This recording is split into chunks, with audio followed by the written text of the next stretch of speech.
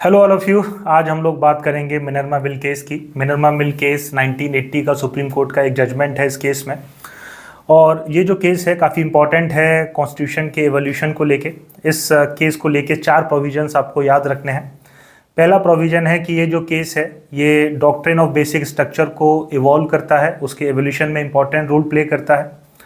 दूसरा जो सिग्निफिकेंस है इस केस का वो है कि यहाँ पर directive principles of state policies को इन्फीरियर माना गया है as compare to fundamental rights, क्योंकि directive principle of state policies जो हैं वो नॉन जस्टिसेबल नेचर की हैं और फंडामेंटल राइट्स जो हैं वो जस्टिसेबल नेचर के हैं।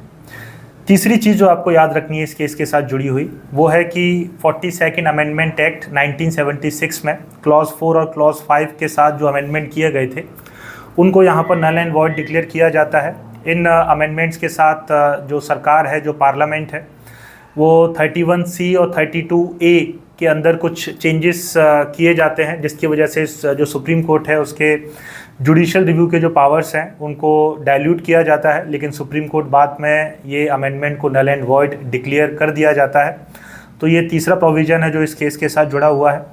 और जो चौथा प्रोविज़न आपको याद रखना है इस केस के साथ जुड़ा हुआ वो है एक एक्सेप्शन, यानी कि वैसे तो फंडामेंटल राइट्स सुपीरियर बताए गए हैं इस केस के अंदर as compare to directive principle of state policies.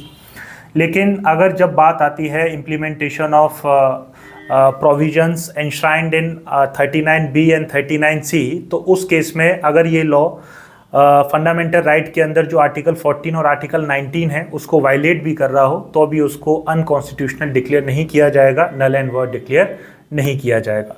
तो ये 4 प्रोविजंस हैं जो आपको याद रखने हैं मिनर्वा मिल केस को लेके। 1980 का ये केस है और दो चीज़ों के साथ ये बहुत ज़्यादा जुड़ा हुआ है, इसका सिग्निफिकेंस हमें देखने को मिलता है।